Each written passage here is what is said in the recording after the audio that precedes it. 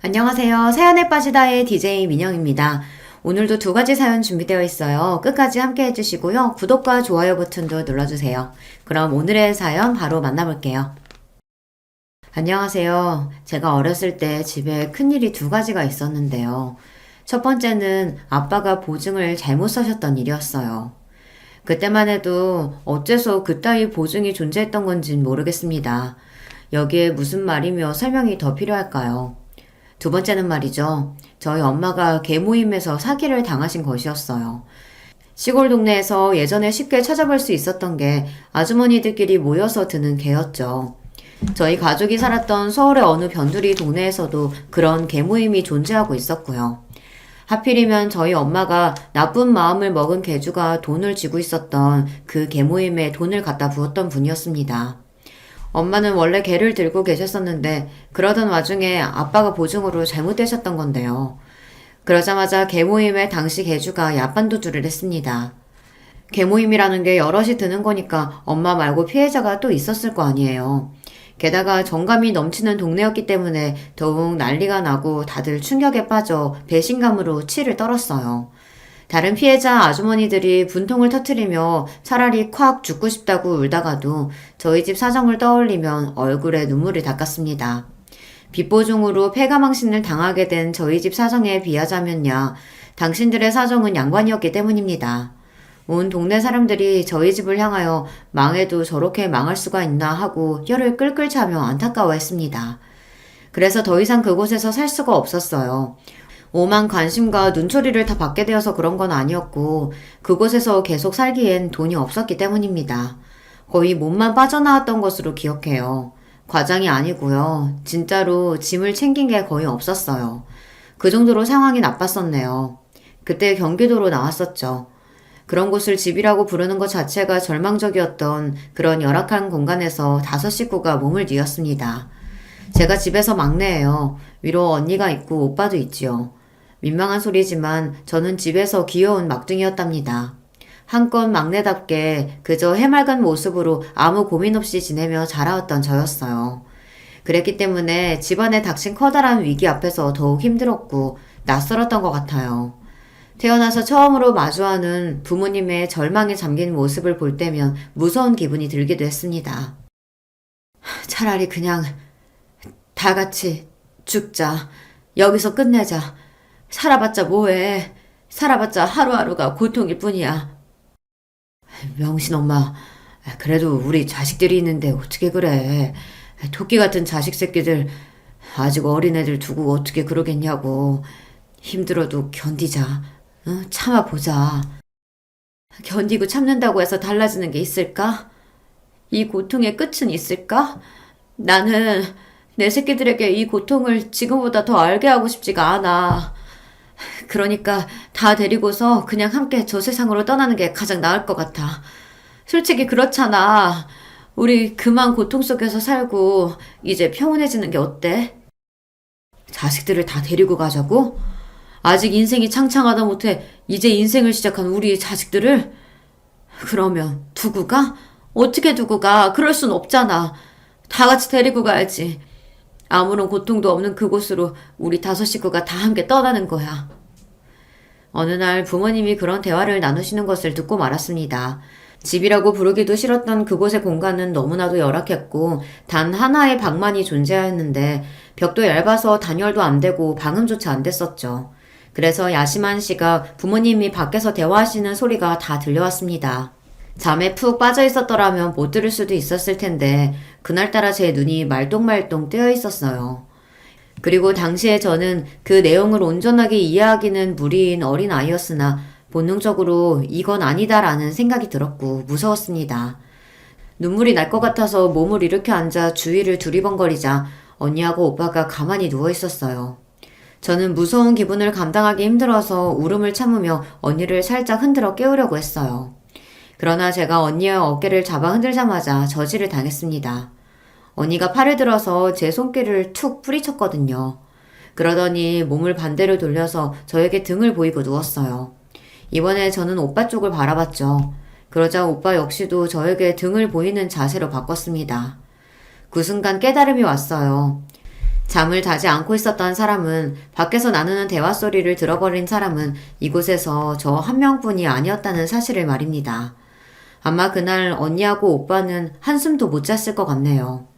어린 아이였던 저는 두려움에 떨면서 눈물을 닦고 눕자마자 어설프게 잠이 들었었지만 언니와 오빠는 그러지 못했을 듯 싶어요. 그토록 슬프고도 무서운 밤이 저희 가족에게 있었습니다. 이걸 다행이라고 해야 할지 모르겠으나 다행히도 부모님은 저희 삼남매와 함께 세상을 등지겠다는 걸 실천으로 옮기지 않으셨습니다. 혹시라도 그런 끔찍한 일이 벌어질까 싶어서 한동안은 눈치를 살피며 속으로 오들오들 떨며 지냈었는데 시간이 좀 지나자 마음이 놓이더군요. 제가 그 정도였으니 언니나 오빠는 더욱 예민하게 상황을 주시하며 스트레스를 많이 받았겠다는 생각이 들더라고요. 다들 좁아터진 그 집에서 말을 하는 경우가 드물었습니다. 꼭 필요한 말만 했었고요. 원래 시끄럽지도 않아서 대화가 잔잔하게 오갔던 게 저희 집의 옛 풍경이었기 때문에 이런 변화가 두고두고 저는 낯설었습니다. 그리고 저는 사랑만 받고 응석바지 막내였었기에 이제 저를 보며 애정 가득한 눈빛을 주시는 부모님의 모습을 보기 어려워진 게 가장 힘들었어요. 세상에 찌들고 사람에게 실망하고 지칠 대로 지쳐버린 두 분의 얼굴에서는 눈빛이 죽어 보였었죠. 언니가 고등학생일 때 오빠는 중학생, 저는 초등학생이었는데요. 어느 날 언니가 부모님 앞에서 대역 죄인이라도 된 것처럼 고개를 푹 숙인 채로 무언가 양해를 구하고 허락 또한 구하는 그런 장면을 제가 봐버렸습니다. 당시에는 영문을 몰랐었는데 그건 언니가 대학에 가고 싶다는 이야기였더라고요. 집안 사정이 워낙 처참하다 보니 솔직히 대학 진학은 사치고 당장에 돈부터 버는 것이 현실적으로 맞았습니다. 그러나 언니는 대학에 가고 싶다는 꿈이 너무나도 강했던 거예요. 그래서 부모님은 무척이나 속상해 하셨습니다. 누구보다도 큰딸을 대학에 보내고 싶어 하셨던 분들이었으나 그럼에도 선뜻 그러라는 허락을 내뱉기 어려웠으니까요. 현실이라는 게 그렇게 냉정하고 타협이 없더라고요. 아마 누나가 대학 가기는 힘들걸? 우리 집 상황을 봐. 대학은 무슨 대학이야. 고등학교 마저 다니고 졸업하는 것도 감지덕지인데 어쩌면 당장에 고등학교 자퇴하려고 누나한테 그러실 수도 있어. 오빠는 제 앞에서 냉소적으로 자기 생각을 말했었습니다. 그 소리를 듣고서 저는 별 생각 없이 고개를 끄덕였었죠. 그러나 저희가 틀렸습니다. 심각하게 고심을 이어가던 부모님이 전혀 다른 결론을 내리셨기 때문입니다. 그래 명신아, 네가 그렇게나 가고 싶어하는 대학, 만약에 가지 못하면 그 후회와 서러움이 너의 평생에 따라 붙겠지.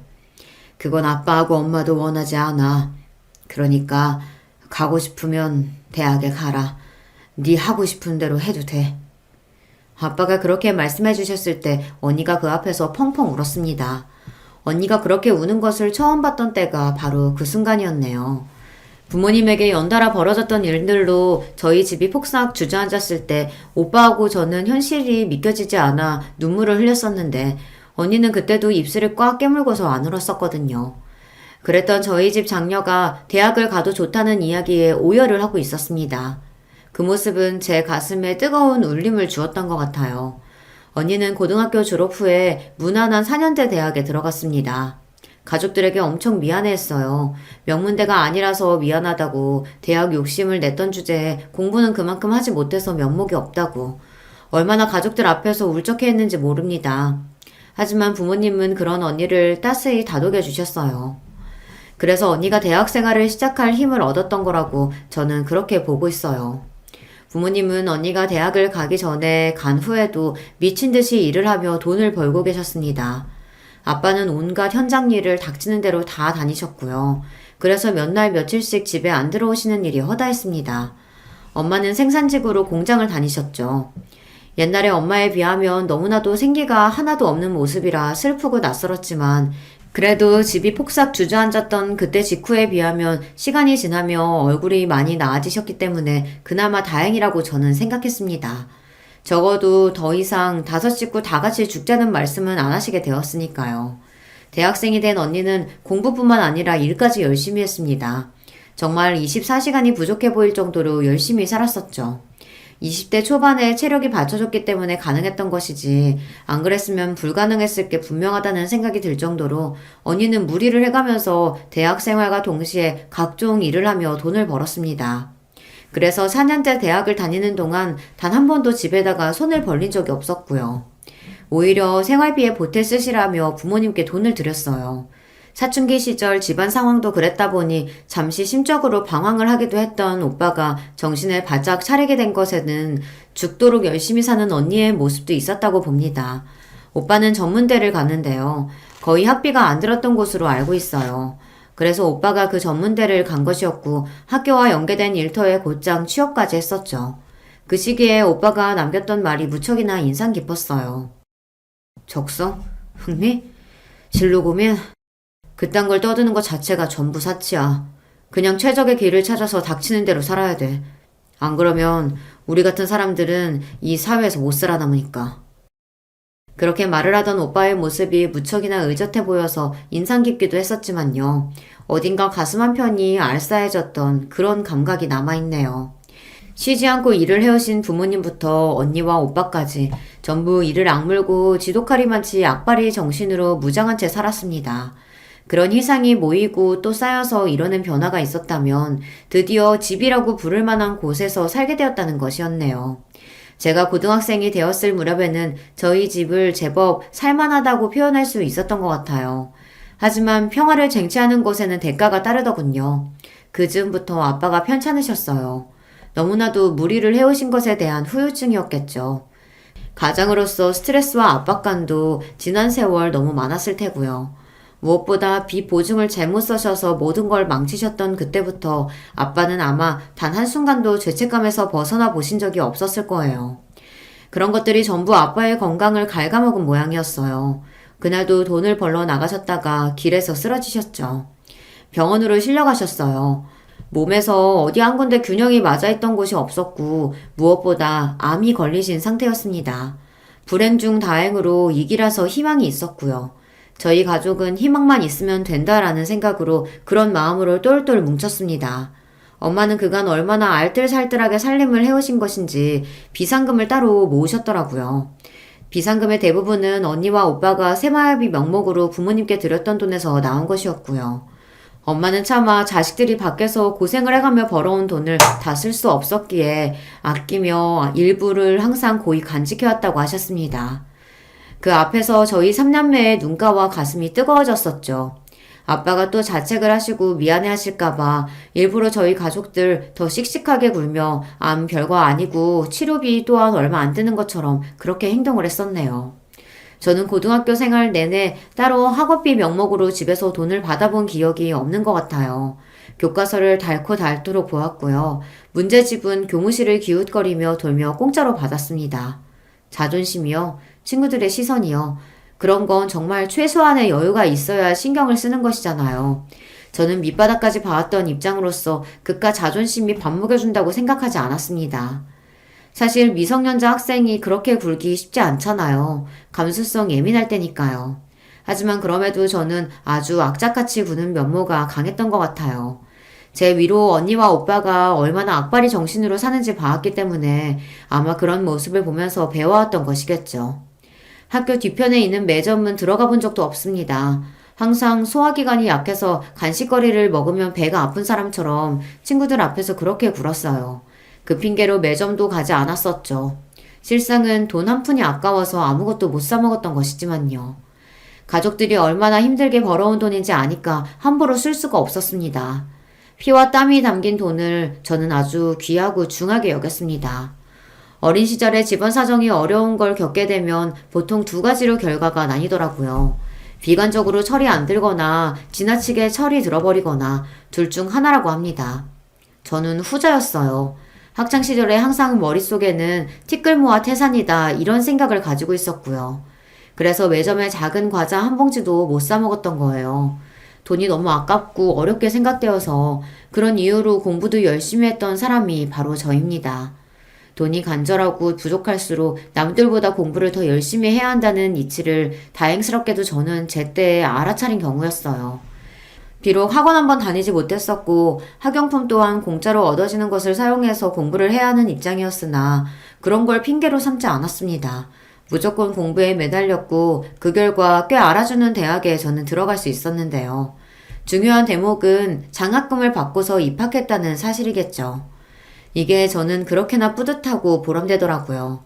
제가 대학교에 들어갔을 때 부모님이 많이 우셨습니다. 언니도 오빠도 가슴 벅차서 어찌할 줄을 몰라 했었고요. 단순히 집안의 막둥이가 드디어 다 커서 대학에 갔다는 사실 때문에 가족 모두가 그런 반응을 보였던 건 아니었죠. 제가 좋은 대학에 그것도 장학금을 받고서 들어갔다는 사실 자체가 저희 가족들에게는 커다란 희망으로 다가왔기 때문입니다. 희망은 미래를 꿈꾸게 한다는 것을 이미 알고 있었어요. 아빠가 암을 이겨내고 무사히 일상으로 돌아오셨던 것에서 이미 증명이 되었기 때문입니다. 어리고 약하게만 보였던 막둥이 동생인 제가 성공적인 대학 입시를 끝마쳤다는 것, 그게 언니에게 굉장한 힘이 되었다고 하더라고요.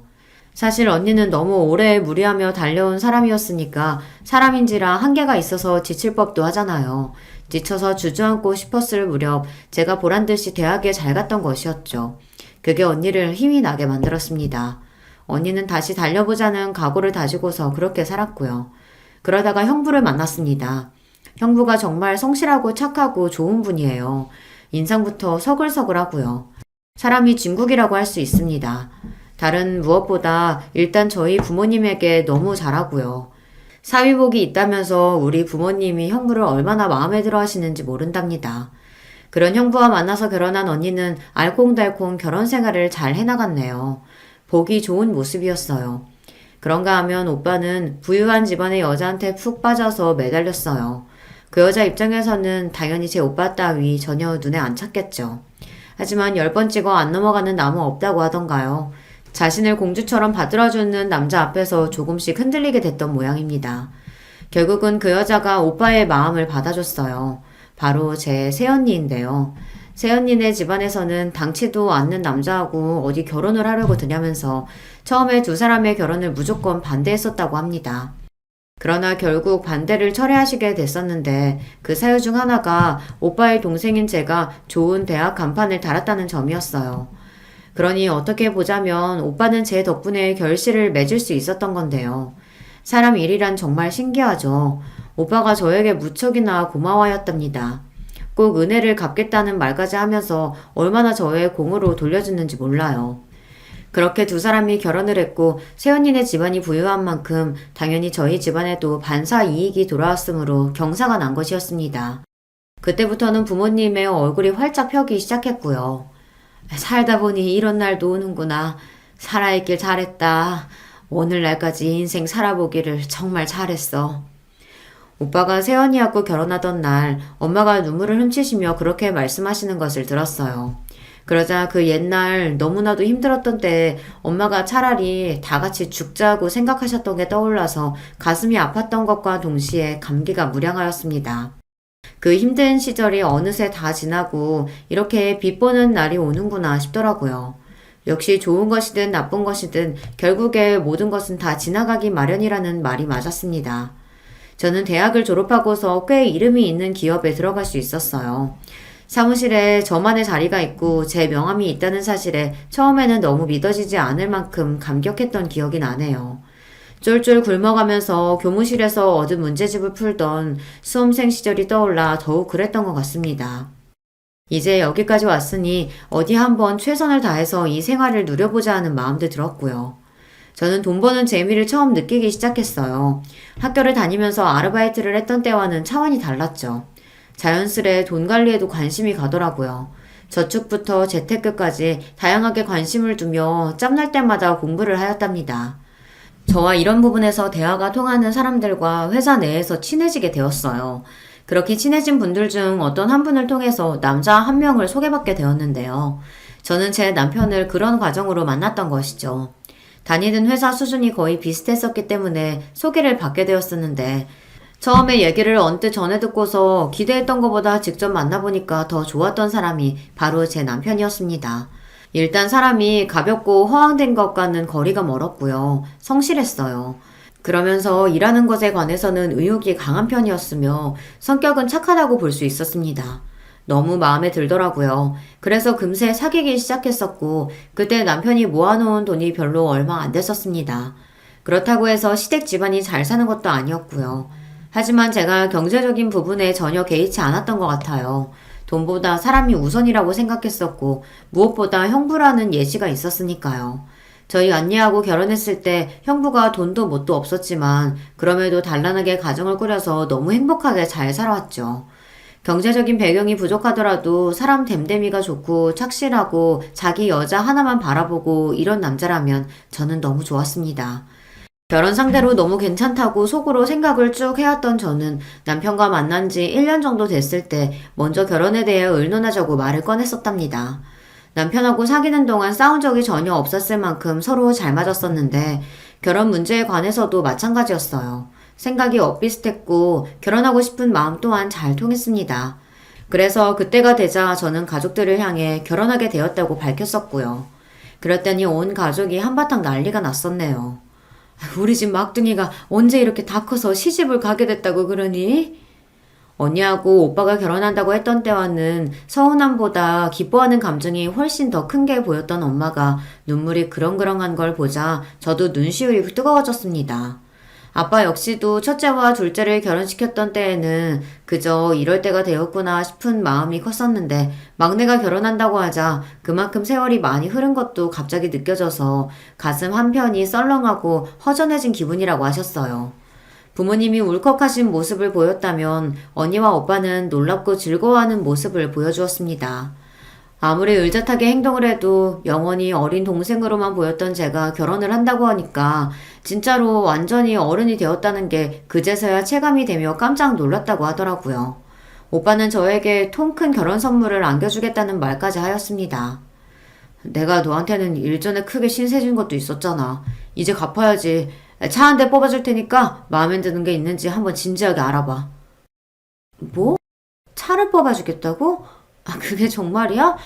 아니야. 안 그래도 돼. 그럴 거 없어. 새 차 필요하면 내가 뽑으면 되는 거지. 왜 오빠가 그렇게 무리를 해? 야, 이 녀석아. 내가 그래도 네 오빠인데 이 정도는 해줘야지.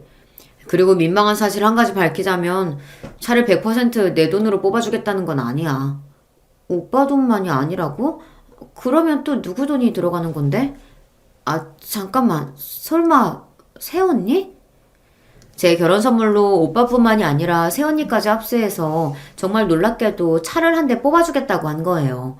제가 새언니와 개인적으로 연락을 해본 일이 없었고요. 새언니는 워낙 시댁과 거리를 딱 유지하며 사는 며느리라고 스스로를 미리 규정했던지라 저와 교류를 할 일이 없었습니다. 그런 새언니에게 가족들은 아무런 불만이 없었고요. 워낙 잘난 집안 배경 가진 사람이 새언니이기도 하고 성격 자체도 그렇다고 하는데 저희 쪽에서 무슨 불만이 있겠어요. 게다가 오빠가 오죽 새언니를 좋아해왔어야 말이죠. 그래서 저는 개인적으로 새언니와 친하지 않았는데 제 결혼 선물을 챙겨주겠다고 한 걸 듣고서 마음이 뭉클해졌습니다. 새언니 역시도 제 덕분에 자기 친정으로부터 결혼 허락을 받을 수 있었다고 생각을 계속 해온 모양이더라고요. 제 결혼이라는 건수가 생긴 참에 뭔가 저에게 보답을 해주고 싶어하는 새언니의 마음을 알고 제가 굳이 거절하는 건 도리가 아닌 것 같아 받기로 했습니다. 차종을 고르는 데는 시간이 걸리지 않았어요. 평소에 제가 속으로 원하고 있었던 차종이 있었거든요. 그래서 그때 결정은 바로 했었고 실제로 차가 출고되어 제가 받아보게 된 건 몇 달 후의 일이었네요. 그럼에도 결혼식 전이었기 때문에 선물 받는 기분이 아주 제대로 났었답니다. 그 유명한 벤츠 차량이었고요. 제가 벤츠의 차주가 되다니 정말 날아갈 듯이 기쁘고 말도 못하게 행복했답니다. 제 차가 된 벤츠를 직접 운전해보고 나서 즐거워하는 저를 보며 부모님도 무척 흐뭇해 하셨고요. 언니하고 형부는 너무 좋아해 주었어요. 혹시 저만 새언니로부터 거나한 선물을 받게 되어 질투를 사는 일은 전혀 있지도 않았었네요. 오히려 언니도 형부도 본인들은 저에게 폼나게 선물을 못 해주지만 그걸 제가 이해해 줄 거라고 믿는다는 말을 하며 은근히 저에게 미안해 했습니다. 이런 가족이었어요. 결혼 과정에 있어서 저는 제 가족들 덕분에 마음이 든든했답니다. 너무 고마운 점 투성이었고요. 제가 앞으로 정말 행복하게 가정 잘 꾸리고 살아서 가족들에게 좋은 모습을 보여주는 것으로 보답해야겠다는 다짐이 저절로 설 정도였어요. 제가 보통으로 악착같이 살아온 시기를 겪어온 사람이 아니었잖아요. 그랬던 제가 어디 가지 않았습니다. 오빠하고 세연이 부부가 통 크게 벤츠를 선물로 뽑아줬으니 그렇게 이득을 본 만큼 제가 다른 부분에서 대출 같은 거 없이 자력으로 어떻게든 신혼살림을 다 꾸려보겠다는 의욕이 활활 불타올랐거든요. 그때 정말 하루 24시간이 모자랐어요. 퇴근하고 나서는 계속해서 여러 가지 시행 제도를 찾아보며 저와 남편이 결혼하면서 받을 수 있는 혜택을 알아보고 공부했거든요. 신혼집도 절대로 거저 구한 것이 아니었고요. 얼마나 많이 공부하고 고심하고 직접 발로 다 뛰어가면서 준비와 마련을 했던 건지 모릅니다. 저는 이게 응당 당연한 거라고 생각을 했었어요. 어디에 기대거나 손 벌릴 생각이 없이 스스로의 힘으로 일단 하는 데까지 최선을 다해서 해보자는 것이었죠. 이런 저의 면모를 남편이 잘 맞춰주었기도 했고요. 저 혼자 노력하고 열심히 해봤자 상대방이 아무 반응이 없거나 반대의 뜻을 보이면 의미가 없는 거잖아요. 하지만 역시나 남편은 저와 잘 맞았죠. 그래서 저는 설마하니 제가 남편과 결혼 생활에서 문제를 겪게 될 거라고는 상상도 못 해봤었습니다. 그것이 저의 커다란 착각이었던 것이죠. 시댁 이야기를 해봐야겠는데요. 신기하게도 시댁과 제 친정이 뭔가 비슷한 점들이 많았습니다. 우선 시댁이 예전에 사기를 당하는 바람에 폭삭 주저앉았던 일이 있었거든요. 나쁜 사기꾼이 작정하고 덤벼들었던 것에 시아버지께서 속수무책으로 당하셨던 일이라고 합니다. 저희 친정 부모님도 빚 보증, 계주, 야반도주 같은 일을 겪으신 바가 있었으니 남의 일처럼 들리지가 않더군요. 사기 피해를 당해서 전 재산을 잃고 빚까지 지게 된 시댁이었는데 시아버지께서 그 후로 미친 듯이 일만 하셨다고 합니다. 어떻게든 가장으로서 노력을 다 해보셨던 것이죠. 그러다가 어느 날 지나치게 무리를 해오셨던 탓인지 근무 현장에서 쓰러지셨고 몸에 문제가 있다는 청천벽력 같은 진단이 떨어졌다고 합니다. 이런 것마저 왠지 저희 친정집 사정하고 비슷하지 않나요? 남편이 저처럼 집에서 막내라는 공통점도 있었습니다. 위로 형이 하나 있었죠. 그런데 이제 다른 점을 짚어보자면 시부모님께서는 저희 친정 부모님과는 다르게 이혼을 하셨다는 사실입니다. 편찮으셨던 시아버지께서 투병 생활을 거치신 후 정말 다행스럽게도 건강을 회복하셨다고 해요. 그랬건만 오히려 너무 많은 고비들을 겪은 것이 원인이었는지 시부모님께서는 이제 서로 부부로 지내는 것이 싫어지셨고 더 이상은 그렇게 살 수 없다는 결론을 내리셨던 건데요. 이혼 과정에서 시숙과 남편은 시어머니의 편이었다고 합니다. 둘 다 똑같이 모친의 편을 든 이유가 있었는데 그건 바로 시어머니께서 옛날에 고된 시집살이를 너무 혹독하게 당하셨던 분이기 때문입니다. 시어머니께서 당시에 시어머니를 모시고 살았던 며느리였어요. 그 생활이 남편이 9살 때까지 이어졌다고 하네요. 화병이 쌓이고 쌓여 시어머니께서는 너무 괴로워하셨고 결국에는 분가가 이루어졌습니다. 그렇게 분가하여 드디어 살만해진 생활을 한 게 3년 정도 지났을 때 시아버지께서 어처구니 없이 사기를 크게 당하셨던 거예요. 당연히 사기를 친 놈이 나쁜 것이고 잘못된 것이지만 시부모님 두 분 중에서 잘못하신 분이 있다고 한다면 그건 시아버지였을 겁니다. 그러나 시어머니께서는 당신의 시댁 사람들로부터 비난의 화살을 받으셔야 했었죠. 내조를 제대로 하지 않았기 때문에 그런 비극이 벌어진 거라는 그런 황당한 비난을 받으셨을 때 시어머니의 가슴에서는 불길이 솟고 있었어요. 그리고 그런 게 깊이 쌓여 있다가 결국에 나중에 이혼이라는 결과를 불러왔던 것입니다. 시숙은 전문대를 졸업하고 나서 금방 취업을 하셨다는데 이 부분은 제 친정오빠와 비슷하지만 많이 다른 부분은 결혼이었습니다. 제 손이 동서하고 혼전 임신으로 결혼을 하셨거든요. 그때 동서 수중에 돈이 300만 원이 있었다나 뭐 그렇다더라고요. 게다가 동서의 친정은 무척이나 가난했고 빚이 좀 있었습니다. 그랬으니 시어머니께서 뒷목을 잡으실 수밖에 없었겠죠. 하지만 이미 상황이 그렇게 흘러가 버린 걸 어찌하겠나요. 시숙은 본인의 처가 사정이 워낙 안 좋으니까 결혼 후에도 생활비 지원 같은 걸 그쪽에 우선적으로 하며 지내게 되었고 그 모습을 시어머니께서는 속 끓이며 지켜보셔야만 했습니다. 에휴, 만약에 내가 자식이 하나뿐이었으면 어쩔 뻔했어. 둘 낳기를 잘했지. 시숙의 결혼을 두고 시어머니께서는 잘못된 결혼이라고 부르셨으며 분개하셨으나 다행히도 자식이 한 명 더 있었던 거예요. 제 남편 말입니다. 자기 형보다 대학도 잘 나와서 4년제 대학에 학위를 따자마자 곧장 취업도 잘했고요. 성격도 훨씬 장남보다 유하고 서글서글한 차남이 바로 제 남편이었습니다. 남편에 대한 시어머니의 기대가 제 눈에는 다 보였고 저는 며느리로서 정말 잘해드리고자 했습니다. 이제 시어머니도 저의 가족이잖아요. 가족을 위해 나서고 인내하고 희생하고 이러는 게 저는 당연하다고 알며 살아왔으니까요. 제 딴에는 시어머니께 정말 잘해드린다고 잘해드렸고 신경을 써드린답시고 써드렸습니다. 그러나 시어머니께서는 저에게 실망하신 눈치를 금세 드러내시더군요. 신혼여행에서 시어머니의 몫으로 사다 드린 관광기념품 몇 가지와 화장품 세트를 받아보셨을 때부터 실망의 기색을 감추지 못하셨어요. 좋고 예쁘기는 한데 너는 왜 이렇게 돈을 아끼니? 다른 데는 아끼더라도 시어미 선물이면 좀 팍팍 쓸 줄 알아야지.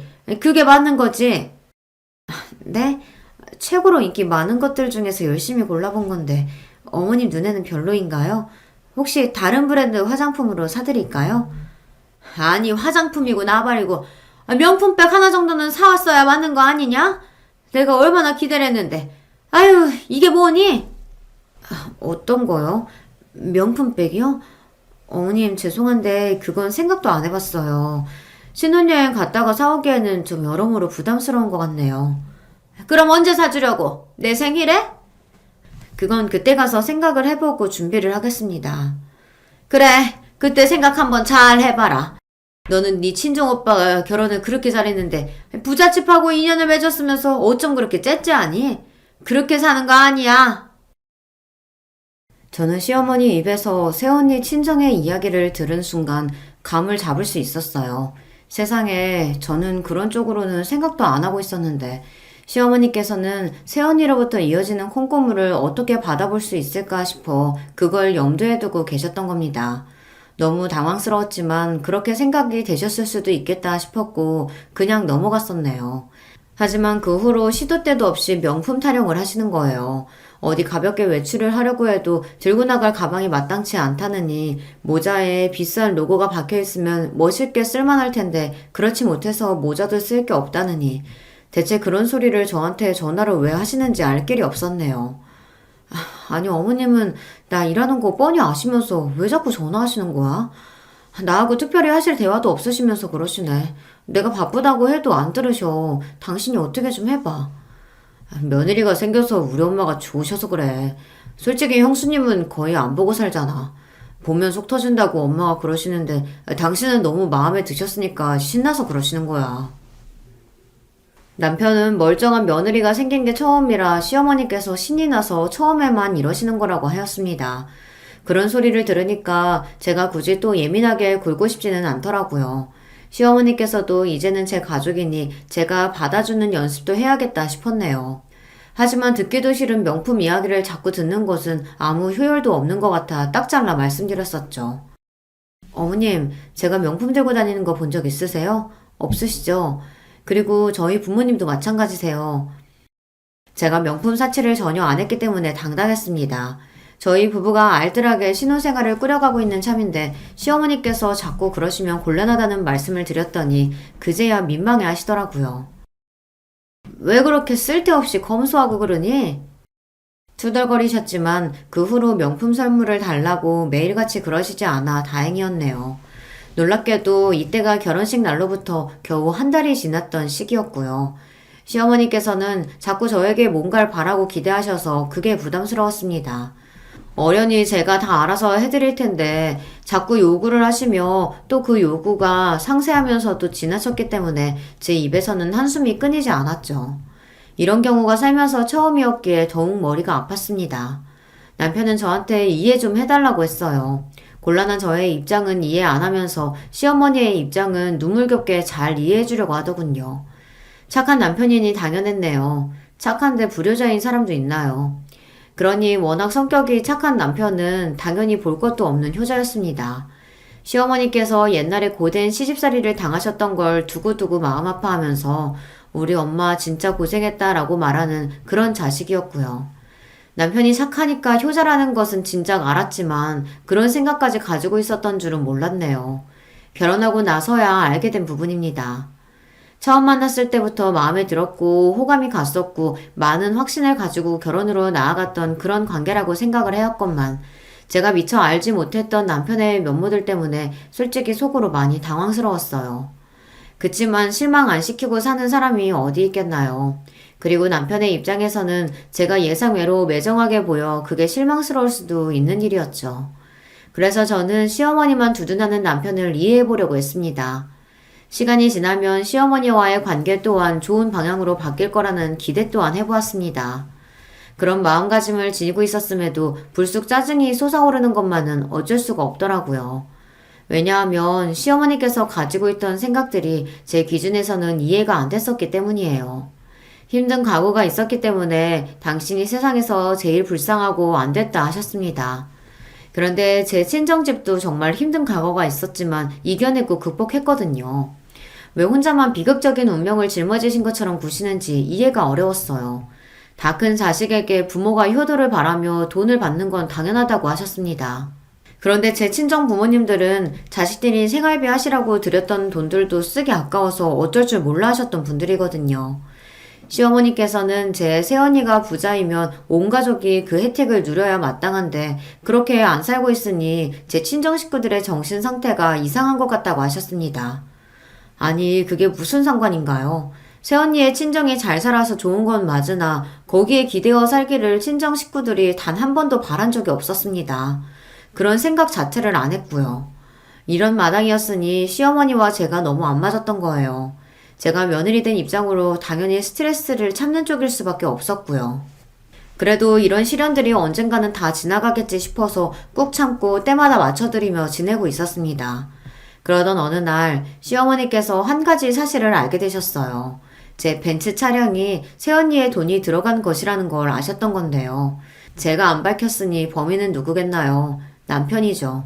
전말을 듣자 하니 시어머니께서 남편에게 벤츠를 끌고 다니고 싶다고 자꾸 졸라대셨다고 합니다. 그러자 남편은 그 차는 본인이 같이 타지도 않고 저만의 차라고 알려드렸고요. 그럼 너는 그 차 못 타니? 그 구두쇠가 티끌모아 태산 만들어서 차 뽑았다고 혼자 애지중지하는 거야? 아유, 진짜 못 살겠다. 그럴 거면 걔는 벤츠를 왜 뽑았대? 그거 살 때는 돈이 안 아까웠대?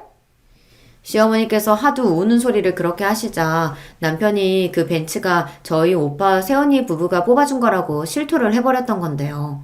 시어머니의 눈이 뒤집어졌죠.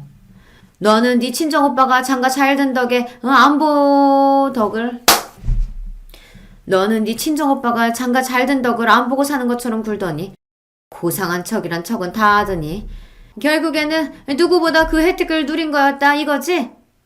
저한테 득달같이 따지시더군요. 제가 그런 게 아니라고 사연이 좀 있다고 해명을 했지만 듣지 않으셨고요. 그 후로 자꾸만 벤츠를 노리셨어요. 혼자서 콩고물 맛을 보고 사는 건 치사하다며 저를 비난하셨습니다. 장난이 아니라 진심으로 자꾸 그러시기에 제가 참다 못하고 남편한테 이 상황을 어떻게 할 거냐고 따졌죠. 그랬더니 남편이 시어머니께서 제 벤츠를 타고 다니시게 그냥 두라는 것입니다. 당신은 어차피 출퇴근 버스 타고 하잖아. 그러니까 우리 엄마가 평일에 장 보러 다니시고 바람 쐬러 돌아다니시고 친구분들 만나실 때 당신 차 좀 끌고 다니시게 두면 안 돼? 내가 왜 그래야 돼? 그리고 평일만 그게 되겠어?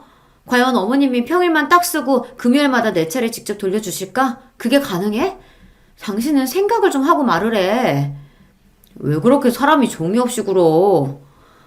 나는 천하의 무정한 사람 할 테니까 당신은 어머님이 벤츠 끄는 모습 보고 싶거든 직접 뽑아드려. 안 말려.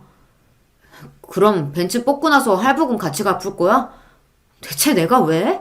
당신이 혼자 어머님께 선물 드리는 거지. 남편 돈으로 벤츠 뽑아드리라고 했더니 그건 좀 곤란하다고 하더군요. 어이가 없었네요. 고작 이런 남자인 줄 정말 상상도 못했기에 결혼했던 겁니다. 이렇게나 금세 밑바닥을 보게 될 줄도 몰랐었고요. 남편은 본인이 처가의 덕을 전혀 안 보려고 하고 그런 말도 입 밖으로 안 꺼내는 것만으로도 스스로를 최고의 개념 넘치는 남자라고 생각 중이었습니다. 왜 제가 제 남편의 밑바닥을 이렇게 보게 된 것인지 애초에 신혼집을 시댁과 가까운 동네로 구했던 것이 후회 막심하였습니다.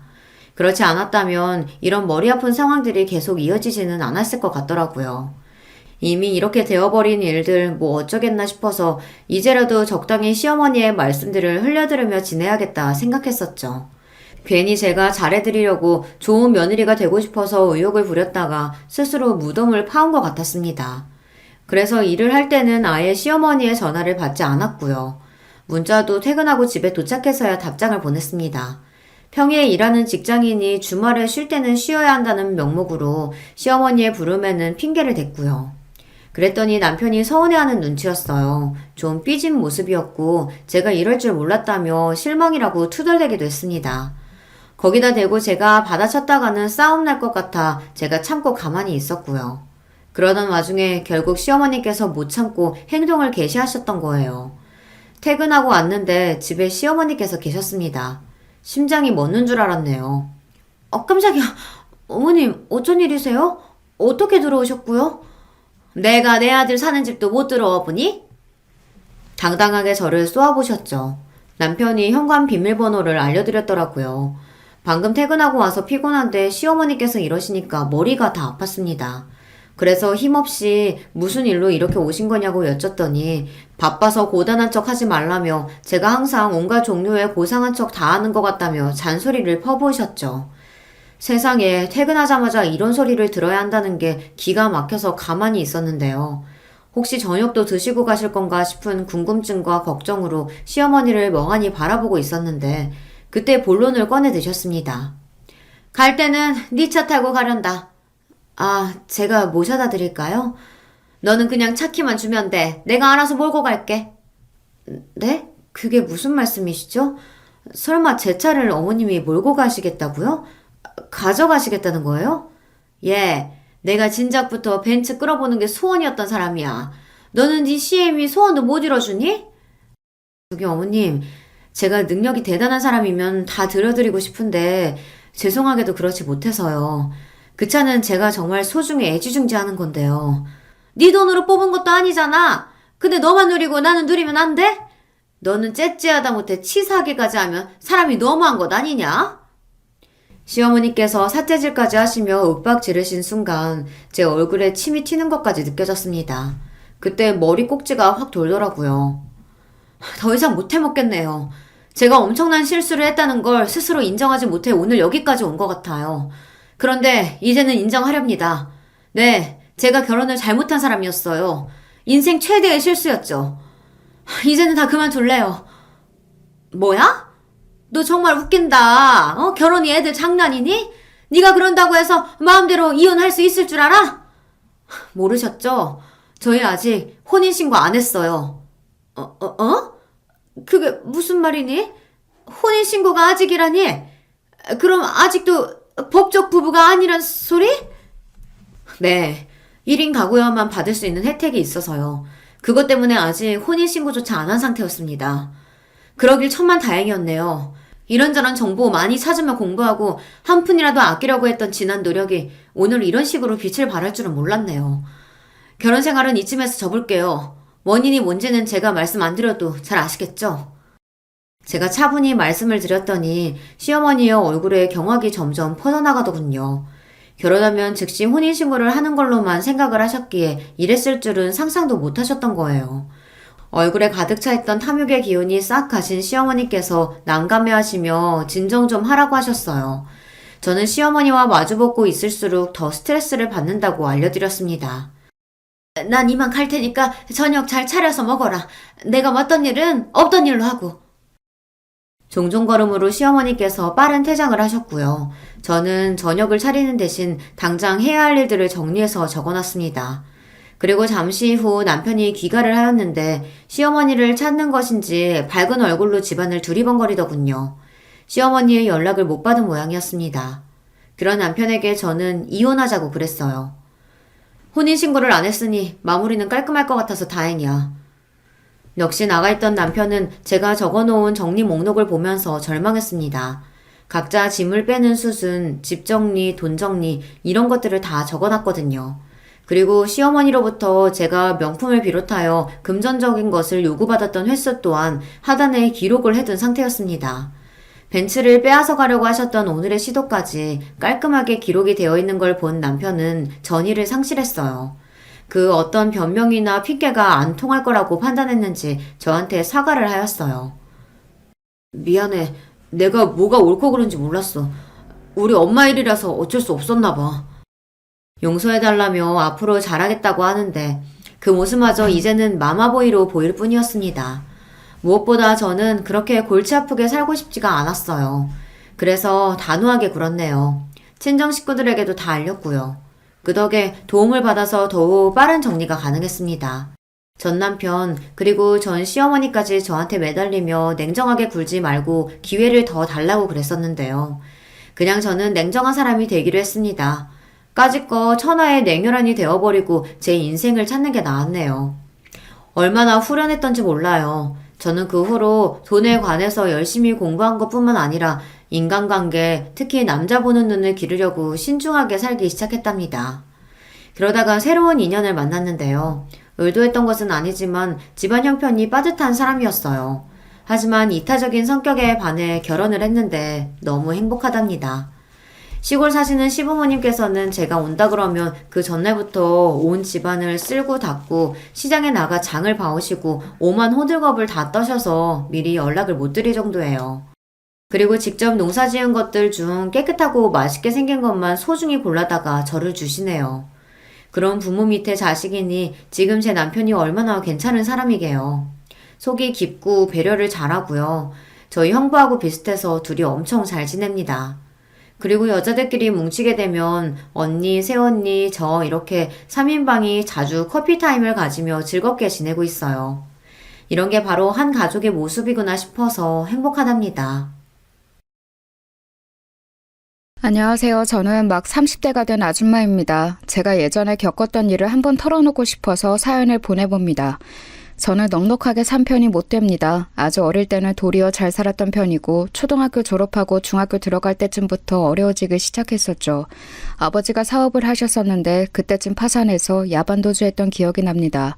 어른들 사정이야 복잡했을 테니 뭐 제가 어떤 사정이었는지까지 정확하게 알 수는 없었어요.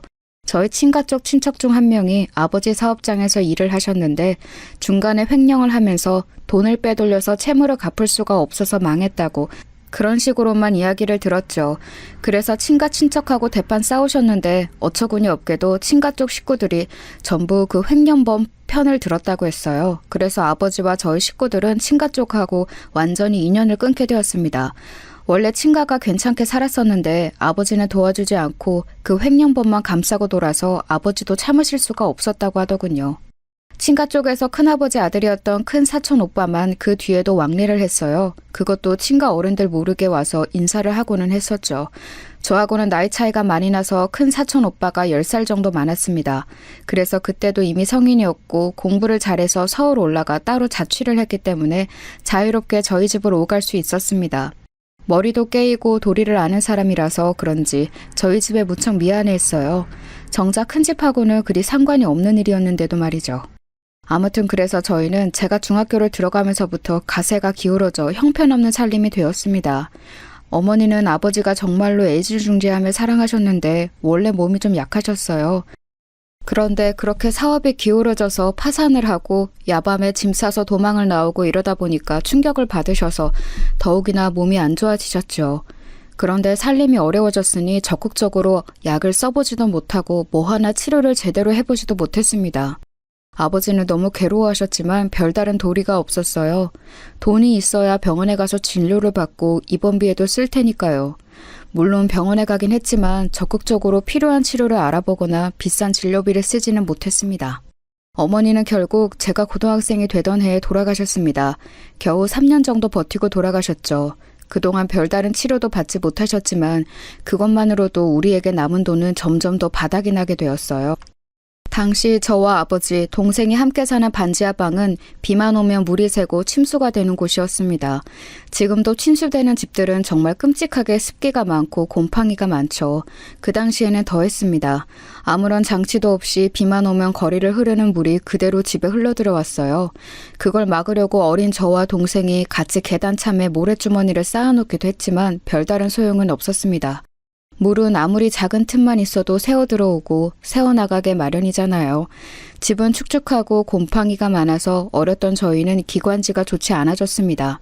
저는 그래도 고등학교 들어갈 때나 되었지 동생은 초등학생이었어요. 여린 기관지와 폐에 얼마나 악영향이 많았을지 모르겠어요. 어머니가 돌아가신 후 아버지는 거의 삶을 포기한 것처럼 사셨습니다. 술을 드시고 밖에 나가지도 않은 채로 반지하 집의 작은 방에 문을 걸어 잠그고 사셨죠. 저희는 밖에서 아버지의 기분을 살피면서 살금살금 라면을 끓여 먹거나 밥을 먹었습니다. 그나마도 없을 때면 밖에 나가서 옆집 아주머니한테 눈치를 보면서 혹시 밥이 남은 게 있냐고 물어봤어야 했죠. 지금 생각하면 구걸이나 다름없는 짓이었는데 다행히도 옆집 아주머니가 참 넉넉한 분이시고 저희를 안타깝게 여겨주셔서 밥을 얻어먹을 수 있었어요. 저희 아버지 어떻게 지내냐고 물어봐 주시고 아버지 가져다 드리라고 여분의 음식까지도 챙겨주셨던 적이 한두 번이 아니었죠. 저는 어린 동생을 챙겨서 밥을 먹이고 아버지의 잠긴 방문 앞에 음식을 가져다 드리고는 했습니다. 아버지는 고집스럽게 방문을 열고 나오지 않으셨지만 그래도 밤이 지나고 보면 음식을 드셨는지 빈 그릇이 나와 있었어요.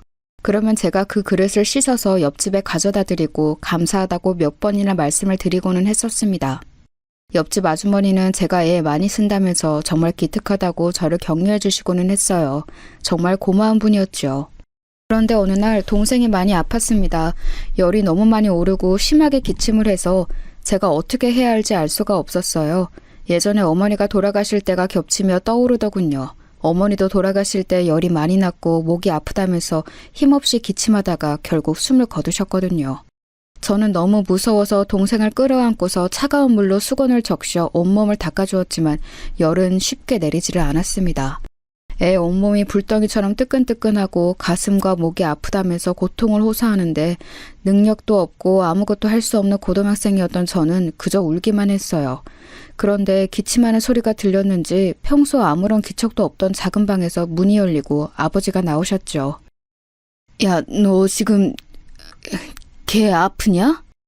아버지는 믿을 수 없다는 듯이 물어보셨어요. 저는 고개를 미친 듯이 끄덕이면서 어떻게든 해달라고 지금 애 죽을 것 같다고 아버지 바지가랑이를 붙잡았지요. 사실 지금 생각해보면 당시 아버지가 뭘 어쩔 수 있다고 아버지에게 매달렸는지 모르겠어요. 어머니 돌아가시고 나서 거의 1년 넘게 술만 드시던 아버지는 이제 돈도 뭣도 아무것도 없이 빈털터리 신세였고 남들하고 말도 더듬으면서 하게 되셨거든요. 하지만 아버지는 동생을 보자 어머니가 돌아가실 때가 생각나셨는지 얼굴이 시뻘겋게 변해서 얼른 저한테서 동생을 데려가셨습니다. 애가 너무 열이 오르고 기침을 멈추지 않는 걸 보시더니 급한 얼굴로 동생을 안고서 밖으로 뛰쳐나가시더라고요. 아버지는 막무가내로 병원 쪽을 향해서 뛰셨습니다. 어머니가 돌아가실 때 병원에서 가까운 집을 잡았기 때문에 상당히 가까운 편이었죠. 아버지는 미친 것처럼 병원으로 뛰어가서 응급실로 가셨어요. 어머니 돌아가시기 직전에도 자주 그랬던 것처럼요. 의료진들이 상당히 놀라신 것 같았지만 일단 간호사의 안내를 받아서 다시 접수를 하러 돌아갔습니다. 다행히도 그곳에 계시는 간호사분이 저희를 아시는 분이었어요. 어머니가 편찮으실 때 저희 사정을 많이 봐주셨던 분이었죠. 간호사는 저희한테 접수를 하도록 알려주시고 곧 사라지셨다가 의사 한 분과 돌아오셨어요. 다행히도 응급실에 사람이 없어서 저희를 곧장 데려다가 동생을 침대 위에 눕히고서 진찰해 주셨죠. 의사 선생님은 간호사한테서 사정 이야기를 조용히 들으시더니 알았다며 웃고서 동생을 잘 봐주셨어요. 그러고서는 동생은 여기 좀 더 누워있으라고 약을 놓을 거라 곧 열이 떨어질 테니 괜찮을 거라며 저희를 다독여주고서는 가셨습니다. 간호사의 말을 들어보니 다행히도 큰 병은 아니고 그저 감기가 갑자기 심하게 왔던 거라고 했어요. 그런데 면역력이 워낙 많이 떨어져 있는 상태라서 애가 많이 아팠던 거였죠. 아버지는 정말 10년 감수한 얼굴로 의자에 털썩 앉으셨고 간호사님은 저희 부녀가 안쓰러워 보였던지 저희를 복도로 따로 불러내서 음료수를 한 잔씩 쥐어주셨어요. 정말 숨이 턱에 차 있었고 너무 지쳐 있었는데 그 달달한 음료수 한 잔이 얼마나 고맙고 마음이 저렸는지 모릅니다. 아버지도 마찬가지였는지 음료를 제대로 넘기지도 못하시면서 목임에서 간호사한테 감사하다고 연신 말씀하시고 계셨어요. 그러더니 간호사분은 웃으면서 제 손을 토닥거리시더라고요. 오늘은 수납 안 하시고 그냥 가셔도 됩니다. 제가 처리해 놓을게요. 하지만 비용은... 별다르게 처치한 게 없어서 괜찮아요. 그 간호사분은 저희 어머니를 봐주시면서 저희 집이 무척 가난하다는 걸 잘 아셨어요. 저의 어려운 사정을 알기 때문에 동생의 진료 비용은 직접 내주셨던 거였죠. 저와 아버지는 그것을 직감적으로 알아챘지만 뭐라고 드릴 말씀이 없었습니다. 제가 입을 열려고 하자 간호사는 제 등을 툭툭 쳐서 괜찮다는 듯이 웃어주셨어요. 다행히도 그날 저녁 동생은 열이 꽤 내려서 집으로 올 수 있었습니다. 동생을 들쳐업고서 집으로 돌아오는 길에 아버지의 발을 봤더니 신발을 짝짝이로 신고 나오셨더라고요. 얼마나 급하고 애가 달았으면 저러셨을까 싶어서 가슴이 아팠습니다. 그런데 사실 그 뒤를 따라서 뛰쳐나왔던 저 역시도 신발을 바꿔 신고 있더라고요. 제가 저도 모르게 제 발과 아버지 발을 보면서 웃어버리자 아버지가 의아하다는 듯이 돌아보셨습니다. 저는 웃다 말고 발 쪽을 가리키면서 신발에 대해서 말했고 아버지 역시도 작게 웃음을 터뜨리셨죠. 아직 정신이 맑지 않은 동생은 아버지의 웃음소리를 오랜만에 들어서인지 만족한 얼굴로 아버지 등에 얼굴을 비볐습니다. 아버지는 그것을 느끼시고서는 어딘가 울적한 표정이 되시더라고요. 내가 그동안 슬프다고 너희를 너무 버려뒀구나. 이래선 안 되는데. 아니에요, 아버지. 애가 이렇게 아플 때까지 알지도 못하고 술만 처먹으며 살았으니 저 세상에서 너희 어머니가 나를 엄청나게 혼낼 거다. 아버지는 슬프게 말씀하시면서 한숨을 쉬셨습니다. 저는 아버지의 슬픈 분위기에 말도 꺼내지 못하고 가만히 있었죠. 그리고 그 다음 날부터 아버지는 완전히 달라지셨어요. 술병을 전부 다 내다버린 아버지는 일단 얼굴과 몸을 씻고서 오랜만에 깔끔한 옷을 골라서 입고 나오셨습니다. 정말 몇 년 만에 이렇게 말끔한 모습을 처음 보는 것 같아서 제가 놀라 눈을 껌뻑이고 있으려니 아버지가 웃으면서 제 머리를 쓰다듬어 주셨죠. 내가 지금 친구들이고 어디 꼭 가서 돈 벌만한 곳을 찾아보려고 한다. 너는 동생 잘 챙기면서 있으렴. 네, 아버지. 아버지는 다정하게 그렇게 말씀하시고서 나가셨어요. 한 2, 3일 못 들어올지도 모른다고 하시면서요. 나중에 말씀을 들어보니까 그때 알고 있는 친구들을 총동원해서 그분들한테 일자리가 없는지를 물어보고 다니셨다고 하더라고요. 돈도 얼마 남지 않은 상태에서 교통비가 아까워 걸어서 먼 거리도 가셔서 일 시켜줄 수 없냐고 물으실 때 아버지의 그 심정이 어땠을까요? 옛날이라고는 해도 사업으로 잘 나가던 분이 친척 횡령으로 사업이 기울고서 그 뒤에 자기와 비슷하거나 못하던 친구들한테 머리를 숙이며 직장을 구해야 했던 그 심정이 말이에요. 아마도 아버지 혼자셨으면 그렇게 하지 않으셨을 거예요. 저와 동생 때문에라도 살아야 하니까 그렇게 하셨던 거였겠죠. 하지만 직장은 구하기가 쉽지 않으셨어요. 당연히 아버지 연세도 있으시고 술 드시며 생활하셔서 체력도 떨어진 상태였으니 기꺼이 일자리를 주려는 사람이 없을 수밖에 없었죠. 아버지는 정말 고생하면서 알아보고 다니시다가 결국 지인이 연결해준 일자리로 들어가셨어요. 좋은 곳이었다면 정말 너무 좋았겠지만 아쉽게도 건설 현장직이었죠. 그래도 일을 이거라도 시작한 게 어디냐면서 아버지는 기뻐하셨습니다. 그즈음 큰 사촌 오빠가 좀 더 자주 찾아오게 되었어요. 이전까지는 사촌 오빠도 대학 다니며 공부하는 학생이었기 때문에 찾아오더라도 잠깐 저와 동생 얼굴만 보고 간식 사주고 돌아가는 그 정도였거든요. 그런데 이제 취업을 했다면서 저희 집에 인사를 오더라고요.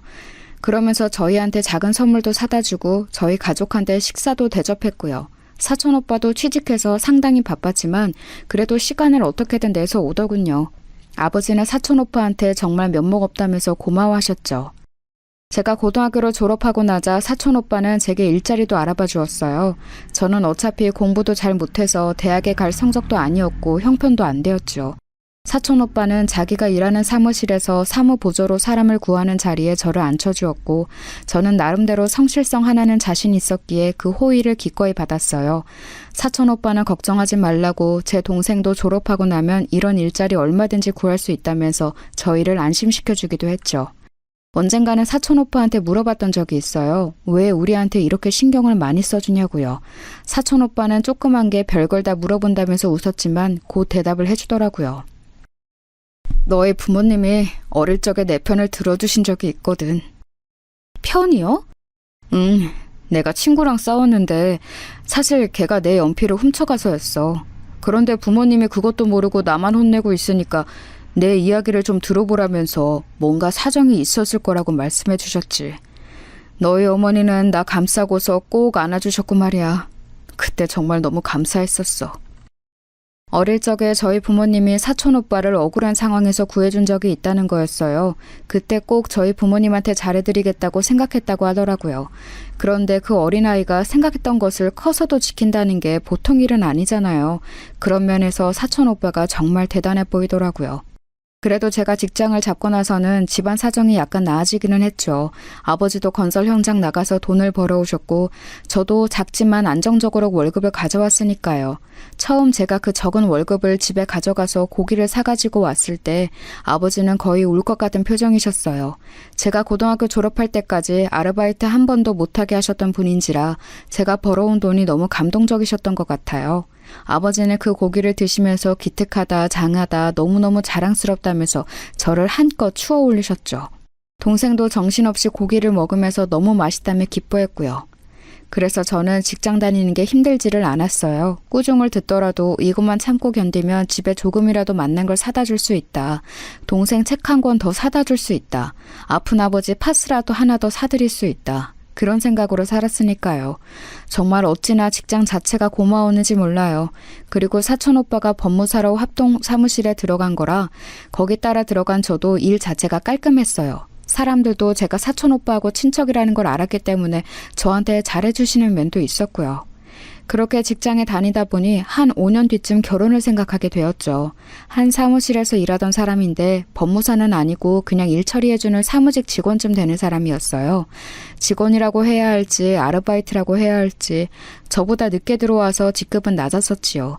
나름대로 제가 빨리 들어가서 일을 열심히 한 터라 사무실 분들이 저한테 직급을 달아주셨거든요.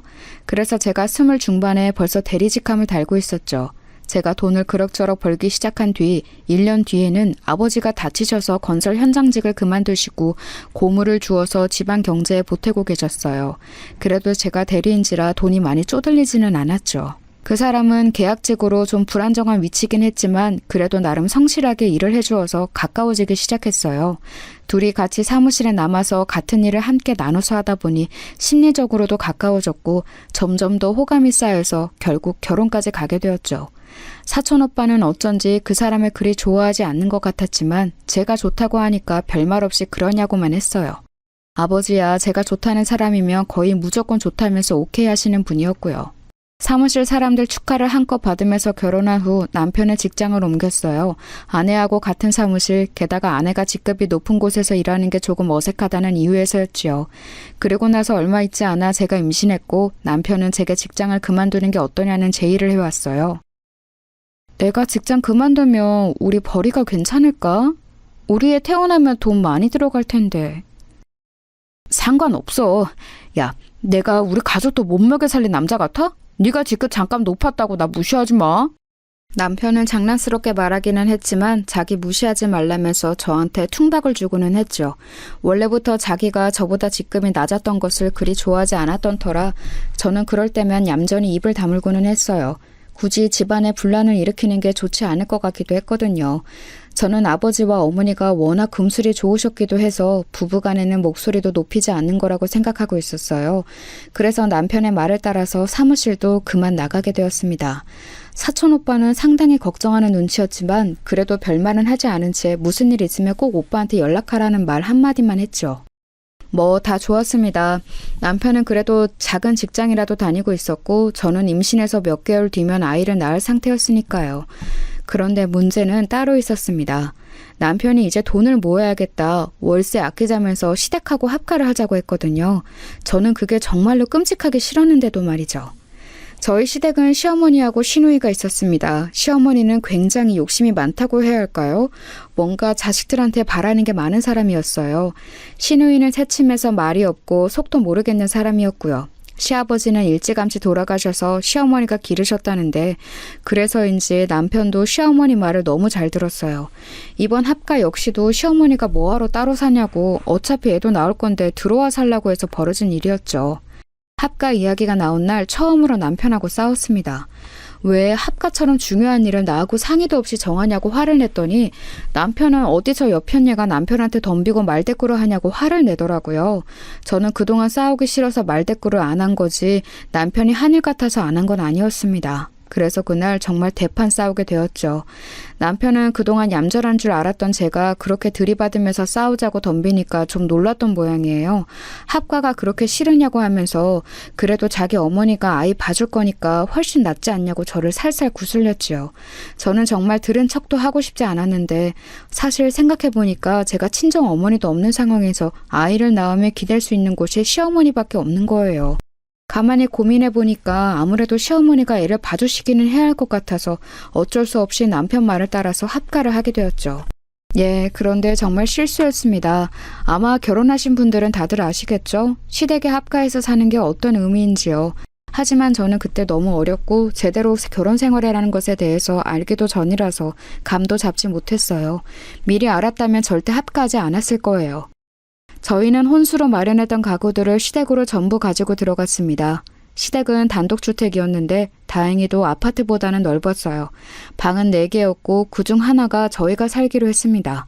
또 하나는 시누이, 또 하나는 안방이었고 나머지 하나는 창고방이었어요. 그런데 아무리 방이 넓어도 거기다가 TV나 냉장고를 놓을 수는 없잖아요. 그래서 저희는 저희 방에 침대만 넣어두고 TV는 거실에, 냉장고는 부엌으로 가져다 놓았습니다.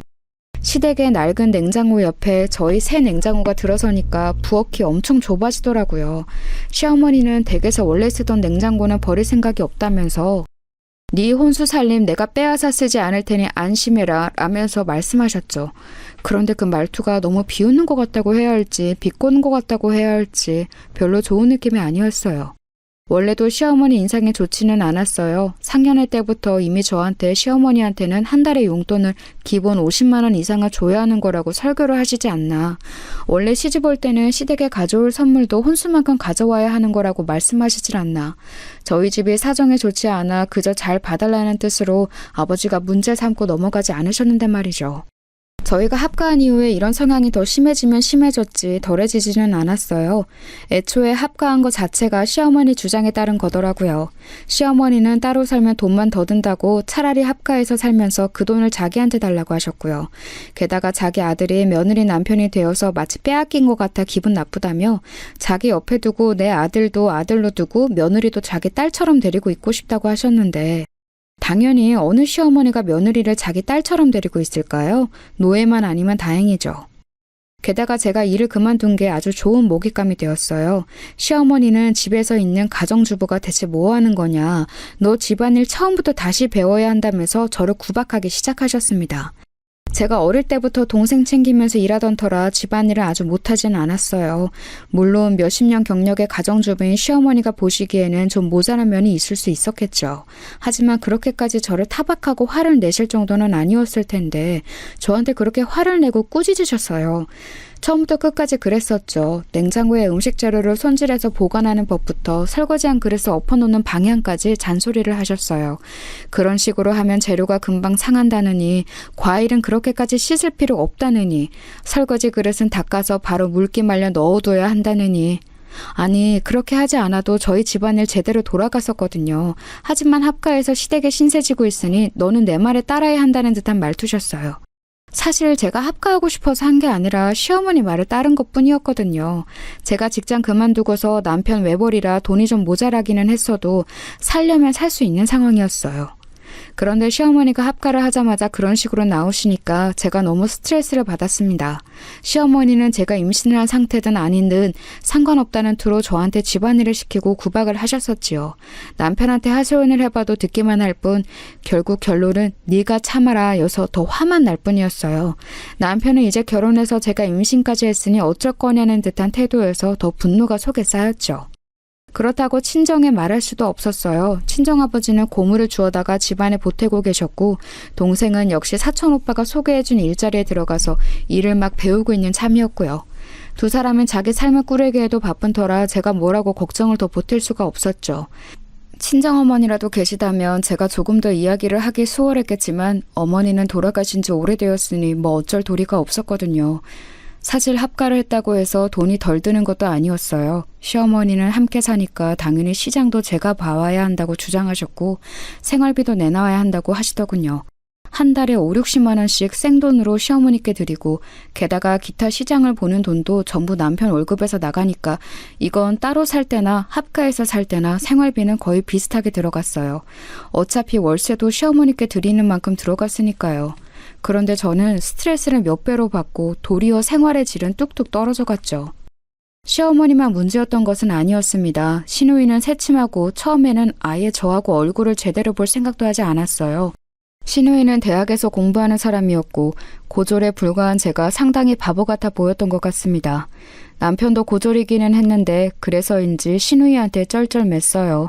집안에서 시누이가 굉장히 똑똑한 사람이고 남편하고 시어머니는 시누이 말이며 다 맞는 줄 알고 껌뻑 주는 역할이었던 거였죠. 사실 아는 건 많은 것 같았어요. TV 보다가 하는 말도 참 유식한 게 많았고 시어머니나 저 남편하고는 말투부터 좀 다르기는 했거든요. 그런데 문제는 대학 졸업할 나이가 지났는데도 여전히 휴학 상태였다는 거였어요. 우울증이라나 뭐라나 공부는 하고 싶지 않지만 그래도 대학을 그만둘 수는 없다면서 휴학을 반년했다가 1년으로 늘렸다가 복학했다가 다시 휴학했다가 그걸 반복하는 중이었죠. 우울증 진단서도 받아놓고서는 병원도 열심히 다니더라고요. 대체 무엇 때문에 그렇게 우울한지는 알 수 없었어요. 저처럼 어려운 환경에서 고등학교 졸업하자마자 일터로 달려나간 사람도 있는데 시누이는 집이 그리 잘 사는 건 아니었어도 대학까지 다니면서 꽤 여유롭게 살았는데 말이죠. 물론 사정 따라 우울증이 걸리는 건 아니지만 그래도 어느 정도 이해되는 정도가 있잖아요. 대학을 제대로 다니지 못할 정도로 힘들어하는 건 제 입장에서는 대체 왜 저러는지 알기가 힘들었지요. 그러면서 저하고 남편을 그렇게 무시하기까지 하니까요. 그러면서 시누이는 결혼 후에 졸업하겠다면서 결혼 준비 중이었어요. 우울증 치료한다고 갔던 병원에서 만난 남자라던데 그쪽 남자네 집도 그리 넉넉하지는 않아서 결혼식도 작게 빨리 치르고 싶다고 하더군요. 남자가 학력은 높은데 경제적인 여유는 없고 시누이하고 빨리 결혼은 하고 싶고 그래서 그냥 자기 사는 집에 들어와서 살자고 한다더군요. 시누이는 그 남자네 집하고 시댁하고로 왔다 갔다 하면서 남자랑 반동거 상태로 지내고 있었어요. 결혼식을 하게 될지 그냥 혼인신고만 하고 살지 고민하는 중이었죠. 그런데 그러던 중 임신 6개월 되었을 때쯤이었어요. 하루는 시어머니가 제가 시장에서 사온 채소 관련으로 저를 엄청나게 혼내셨거든요. 질 좋지 않은 채소를 사왔다고요. 아직도 채소 고르는 법도 모르냐면서 혼내시는데 그날 이상하게 몸도 좋지 않고 열도 올랐던 터라 시어머니 말이 제대로 들리지도 않았어요. 빨리 누워서 쉬고 싶은데 세워놓고서 채소 관련 꾸중만 거의 30분을 하고 있으니까 거의 머릿속이 어질어질해서 견딜 수가 없었죠. 그러다가 눈앞이 휙 돌더라고요. 어지러워서 똑바로 서 있을 수가 없는데 앞에는 시어머니 계속해서 저한테 뭐라고 하고 정신을 차릴 수가 없었어요. 너 똑바로 서! 엄살 부리지 말고! 시애미가 우습게 보이니?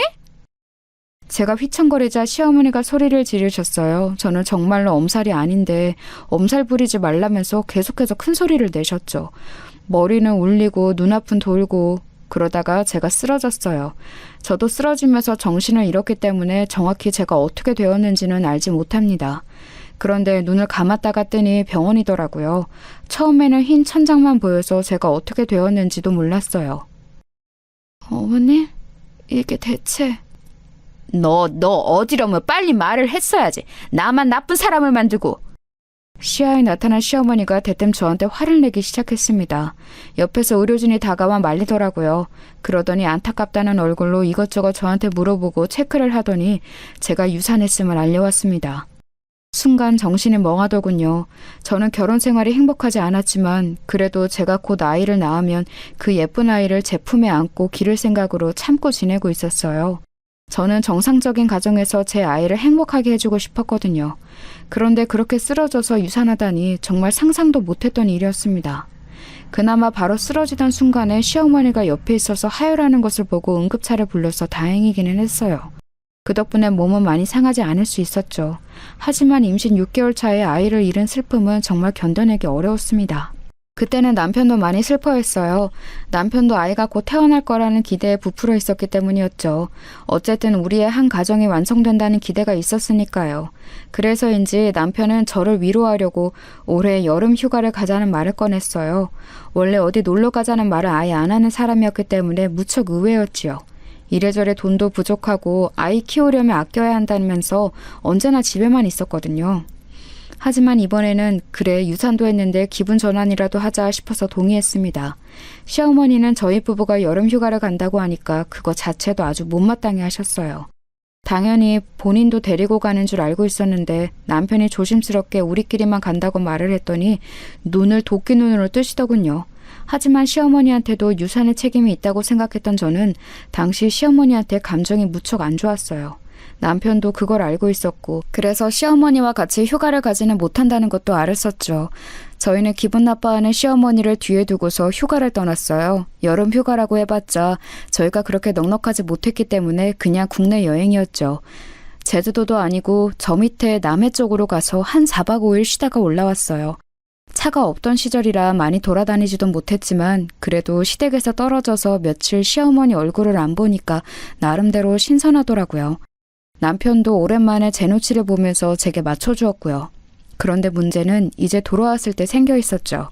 저희가 집에 돌아와서 시어머니께 인사하고서 방에 들어가는데 집안이 뭔가 휑한 거예요. 저는 너무 이상해서 주변을 둘러보았죠. 저희가 혼수로 사서 시댁으로 가지고 들어왔던 가전들이 없다는 걸 깨닫는 데는 얼마 걸리지 않았어요. 어머님? 저희 TV하고 냉장고가 어디 갔죠? 너무 이상한 일이었어요. TV하고 냉장고처럼 큰 가전들을 어디다 치워버릴 수도 없는 거고 발이 달려서 도망갈 것도 아니잖아요. 그런데 방에 들어가니까 저희 침대도 없었죠. 그래도 혼수였는데 심지어 여행 갈 때 방문은 잠그고 갔는데 그게 열려 있더라고요. 어머님, 이게 어떻게 된 일이에요? 너희 시누이 집에 가져다 놨다. 네? 그게 무슨 말씀이세요? 시누이 혼수 마련해줄 돈이 없잖니. 내가 줬다. 뭐라고요? 정말 믿을 수가 없더라고요. 아무리 상식이 없어도 그렇지 며느리와 아들 부부 혼수로 사온 물건을 자기 딸 혼수로 가져가게 했다뇨. 저는 너무 경악해서 말을 잇지 못했고 마찬가지로 남편도 놀란 눈치였어요. 하지만 시어머니는 뭐가 잘못되었냐는 듯 아주 태어난 얼굴이었죠. 왜? 뭐가 잘못되었니? 너 어차피 TV도 잘 안 보고 냉장고도 내 냉장고로 쓰면 되잖아. 시누이한테 그 정도도 못 줘? 그렇게 속 좁은 애였니? 시어머니는 제가 얼굴이 시뻘개지자 도리어 제가 속이 좁다면서 타박하기 시작했어요. 그게 무슨 말씀이세요, 어머님? 엄연히 저희 물건인데. 그리고 그게 어떻게 마련한 건지 알기나 하시는 거예요? 뭘 알아? 돈 벌어 샀겠지 뭘 어떻게 마련하니? 넌 항상 그게 문제야. 네 사정이 남들한테도 똑같이 중요할 거라고 생각하는 거. 어머님, 그거 저희 친정아버지가 고물 주어 모은 돈으로 마련해 주신 거라고요. 정말 피를 토할 것 같더군요. 저 결혼하기 전 친정아버지는 몇 년 동안 고물을 주어서 번 돈을 아끼고 아껴서 모은 것으로 제 혼수를 마련해 주셨어요. 물론 돈이 얼마 되지 않아서 좋은 것을 해주실 수는 없었죠. 하지만 제게는 그 무엇보다 소중했던 혼수였습니다. 그래서 시댁으로 들어올 때도 사이즈도 맞지 않는 그 물건들을 다 들고 들어온 거였고요. 그게 자랑이냐? 너희 친정아버지가 고물 줍는 게 자랑이야? 어디 시애미한테 소리를 지르고 대들어? 제가 소리를 지르면서 화를 내자 시어머니가 도리어 목에 핏대를 세우면서 맞대고 소리를 질렀습니다. 상황이 잘못되어 가는 거를 깨달았는지 남편이 급히 시어머니를 말리려고 했지만 이제 말릴 수 있는 상황이 아니었죠. 시어머니가 저렇게 나오면서 저희 친정아버지를 모욕하는데 제가 그냥 참고 있을 수는 없었어요. 제가 남편하고 결혼하면서 며느리가 된 거지 마음대로 모욕당하는 노예가 된 건 아니었으니까요. 야, 네 딸 정신병자 되어서 돈 한 푼 빈털털이라고 결혼하는 건 자랑이냐? 뭐라고? 나 더 이상 이 결혼 유지 안 해. 이혼해. 그리고 당신은 남의 물건 훔친 죄로 감옥이나 가. 저는 그 자리에서 바로 경찰에 전화를 했습니다. 정말 화가 나서 견딜 수가 없더군요. 남편이 저를 말리려고 했지만 저는 남편 손도 쳐버렸습니다. 제가 남편 손을 쳐내는 걸 본 시어머니가 저한테 달려들어서 제 머리채를 잡더라고요.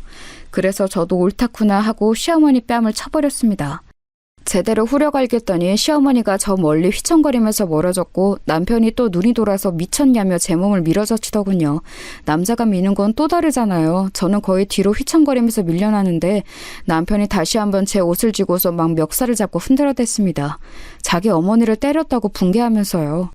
자기 마누라 머리채 잡힐 때는 꼼짝도 하지 않고 있더니 저는 남편이 돌아와 있는 게 보여서 얼른 사촌 오빠한테 전화를 했습니다. 저희 아버지는 이제 편찮으시고 몸도 약하셔서 이런 상황에 부를 수 없었고 사촌 오빠는 곤란한 일이 생기면 언제든지 전화 연락을 하라고 했으니까요. 오빠, 지금 저희 집으로 와주세요. 남편이 저 때려요. 그래? 알았다. 몸 조심하고 기다려. 사촌 오빠는 제가 막 뱉어낸 말에도 앞뒤 설명을 요구하지 않고 곧장 짧게 대답하더니 전화를 끊었죠. 그 사이에 벨이 울렸고 제가 뛰어나가서 문을 열었어요. 경찰이 신고를 받고 왔다면서 집안을 살펴보는데 문을 열어준 제가 옷차림이 흐트러져 있으니까 얼른 저를 보호하려는 듯이 나서더라고요.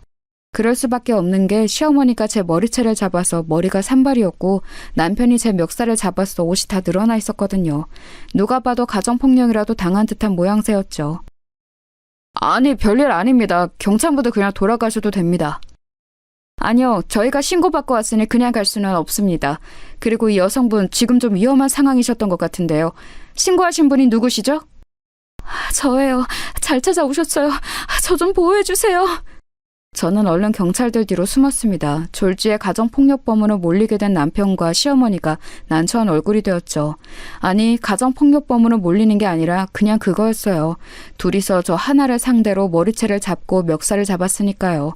시어머니는 일이 이렇게 진행될 줄은 몰랐는지 얼굴이 시뻘개져서 상황을 횡성수설 설명했어요. 하지만 경찰들은 그리 귀담아 듣지 않았고 남편은 그걸 눈치채고서 얼른 시어머니를 맡고서 자기가 대신 설명을 했죠. 경찰들은 그걸 듣고서 저한테 상황을 물었어요. 누가 봐도 제가 피해자니까 그건 당연한 일이기는 했습니다. 저는 시어머니가 저희 혼수에 손대고 전부 시누이 집에 가져다 옮긴 것부터 제가 화를 내자 생긴 일까지 모두 설명했습니다. 방은 잠가두고 나가는데 그걸 억지로 열어서 침대까지 빼갔다는 사실을 말하자 경찰들 모두가 심각한 표정으로 시어머니를 돌아봤어요. 이건 절도죄로 법적 처벌을 받을 수 있는 일입니다. 왜 그러신 거죠? 절도라뇨. 저는 그냥 제 집에 있는 물건을 딸에게 주었던 것뿐인데요. 아주머님 댁에 있더라도 소유주는 다른 물건이죠. 게다가 방문을 잠가두었는데 그것까지 억지로 열고 들어가셨다면서요. 내 집인데 왜 못 들어가고 내 집에 있는 물건인데 왜 내가 마음대로 처분하지 못하죠? 내 거실에 내 부엌에 있던 걸 딸에게 줬을 뿐이에요. 내 집안에서 일어난 일인데 경찰이 무슨 권한으로 들어오는 거예요? 그러니까 그 말씀은 지금 여기 며느리분의 말씀이 다 사실이라는 거군요. 경찰은 한심한다는 듯이 혀를 찼습니다. 그중 나이 먹은 경찰은 고개를 저으면서 시어머니한테 충고했어요. 빨리 며느리한테 사과하세요. 법적 처벌까지 가지 않게요. 하지만요. 아니요, 저 사과 안 받을래요. 그냥 법적으로 처리해주세요. 절도하고 폭행죄로요. 제가 딱 잘라 말하자 경찰도 꽤 난처한 표정이 되었습니다. 집안 싸움에 자기네가 끼면 곤란하다는 투였죠. 남편이 그 기류를 읽었는지 재빨리 경찰한테 말했어요. 예, 이거 집안일입니다. 시끄럽게 해서 죄송합니다. 제가 어떻게든 이 두 사람 화해시킬 테니까 경찰분들은 그냥 가셔도 괜찮습니다. 죄송해요, 정말. 이거 참 어떻게 해야 하나. 제가 피해자인데 제 말대로 해주셔야죠. 저는 기가 막혀서 빽 소리를 질렀지만 경찰들은 귀담아 듣는 것 같지 않았어요. 이 자리에서 남자는 남편 하나라서인지 남편 말만 듣는 것 같았죠. 게다가 골치 아픈 집안 싸움에서는 빠지고 싶어하는 눈치가 역력했어요. 그런데 그때 열려있는 현관문으로 다른 사람이 들어왔어요. 훤칠한 그 사람을 보고 저는 너무 기뻤죠. 바로 큰사촌 오빠였거든요. 제 편을 들어줄 사람이 왔다는 사실에 얼마나 든든했는지 몰라요. 사촌 오빠는 경찰들과 남편, 시어머니를 보고서 제 흐트러진 차림새를 보더니 곧장 얼굴이 험악해졌습니다. 사촌 오빠는 다가와서 경찰들한테 명함을 주고서 자기소개를 했어요. 예, 사촌 오빠입니다. 무슨 일이 벌어졌다고 도움청에서 급하게 왔는데 어떻게 된 상황이죠? 법무사라고 적힌 명함을 받아든 경찰들은 좀 당혹스러워하더라고요. 당연히 변호사까지는 아니어도 법률 관련 일을 오래 한 티가 나는 사촌 오빠가 나타났으니 자기들이 일 처리를 미흡하게 하면 상당히 난처해질 것은 분명했죠. 남편도 사촌 오빠를 잘 알고 있었으니 당연히 당황했고요. 이직 전 원래 일하던 사무실에서 상사였으니까요. 일이 잘못되어 가는 것을 깨닫고서 시어머니도 당황해서 저희 얼굴만 번갈아서 봤어요. 저는 사촌 오빠한테 간단하게 지금 상황을 설명했습니다.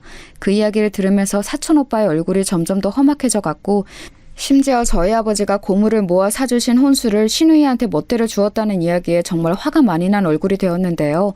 남편은 급하게 이런저런 변명을 늘어놨습니다. 그게 시어머니가 그러려던 건 아니실 거다. 정말 시누이한테 혼수 사줄 돈이 없었다. 저희 사정 아시지 않느냐. 참 말이 많았죠. 하지만 사촌 오빠는 그런 남편을 거들떠도 보지 않고 경찰들한테 집중했어요. 법대로 처리해 주실 거죠? 다른 건 바라지 않습니다. 아, 물론이죠. 물론입니다. 참고인 조사에서 절도죄하고 폭행죄 검토하겠습니다. 감사합니다. 남편과 시어머니가 기겁해서 경찰들한테 달라붙었지만 뭐 어차피 벌어진 일인데 어쩌겠어요. 저도 절대 선처를 바를 생각이 없었고요. 사촌 오빠는 저를 데리고서 곧장 시댁을 나와서 친정집에 데려다 주었어요. 아니, 너 어쩐 일이냐? 아버지가 놀라서 저를 보셨고 저는 아버지를 보자마자 눈물이 나서 견딜 수가 없더라고요. 얼른 뛰어가서 아버지한테 안겼고 뒤이어온 사촌 오빠가 사정을 설명해 주었습니다. 애초에 제가 유산했던 것을 알았을 때부터 아버지는 화가 많이 나셨었는데 이런 일이 생기고 나니 이제 아예 갈라서라고 펄펄 뛰시더라고요. 그로부터 며칠 뒤 남편이 초췌해진 얼굴로 찾아왔습니다. 경찰 조사를 받아야 한다는 사실 때문인지 얼굴이 아주 피폐해졌더라고요. 친정집 앞으로 찾아온 남편은 저한테 결국 고개를 숙였습니다. 여보, 미안해. 어머니도 미안하다고 전해달라고 하셨어. 어떻게 안 될까? 이건 절도죄라서 내가 뭘 어떻게 해줄 수가 없어. 그리고 내가 왜? 뭘 어떻게 할까? 바라는 건 다 해줄게. 남편의 기가 죽은 얼굴로 말했습니다. 저는 그 얼굴을 바라보다가 대답했죠. 합의는 해줄게. 그럼 판결 시에 참작되겠지. 대신 이혼하고 돈으로 보상해. 이혼? 꼭 그렇게까지 해야겠어? 그럼 내가 이 상황에 당신하고 계속 같이 살고 싶을 것 같아? 제가 그렇게 쏘아붙이자 남편은 결국 고개를 숙였습니다. 저희 친정집 창문으로 아버지가 험상궂은 얼굴로 내다보고 계셨고 이제 더 이상 저를 설득할 수 없다고 느꼈던 것 같아요. 그때 이혼을 결정하고 결국 합의혼을 한 뒤에 시어머니가 가져간 혼수를 돈으로 보상까지 받고 절도와 폭행권에 대해서도 바라는 대로 합의하고 선처해달라고 했습니다. 결국 그렇게 해서 그 징그러운 집안하고 헤어지게 되었어요. 개인적으로는 아주 깔끔하게 잘 헤어졌다고 생각합니다. 저는 그래서 지금 친정집에서 살면서 다시 사무실에 나가고 있어요. 사촌 오빠가 잘했다면서 사무실에 다시 나오라고 자리를 마련해줬거든요. 요즘 세상에는 결혼 안 하고 사는 것도 괜찮겠다 싶어서 현재 생활에 만족하고 있어요. 여러분도 만약 남편이나 시댁이 선을 넘는다면 참지 말고 떨쳐내고 나오시는 걸 생각해 보세요. 다른 인생이 기다리고 있을지도 모르니까요.